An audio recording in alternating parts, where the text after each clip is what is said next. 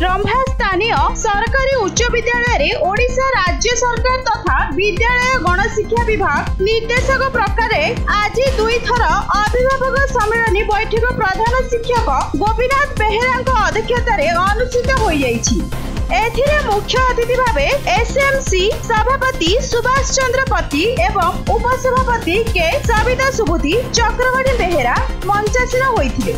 उक्त समन्वय बैठक में सरकार विभिन्न योजना बालिका सुरक्षा बेटी बचाओ बेटी पढ़ाओ विद्यालय विभिन्न विकास कार्य पिलांक नामलेखा इको क्लब भूमिका प्राकृतिक विपर्यय उभय पितामाता और शिक्षक शिक्षयित्री भूमिका भली अनेक विषय उपर आलोचना कर भोजनालय अभाव 480 पिला खाइबार असुविधा हिंदी शिक्षक नथिबारु शिक्षादान में बहुविध असुविधा बोली अभिभावक माने अभियोग करथिले।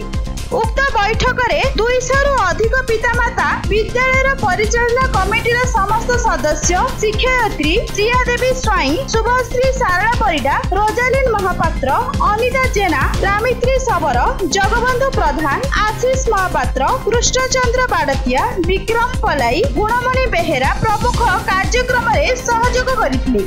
शेष में समस्त अभिभावक अभिभाविका स्कूल परिसर में विज्ञानगार पाठगार एवं कंप्यूटर श्रेणीगृह सामूहिक परिदर्शन करथिले। गंजाम रंभारू बनवासी सेठी रिपोर्ट न्यूज.in।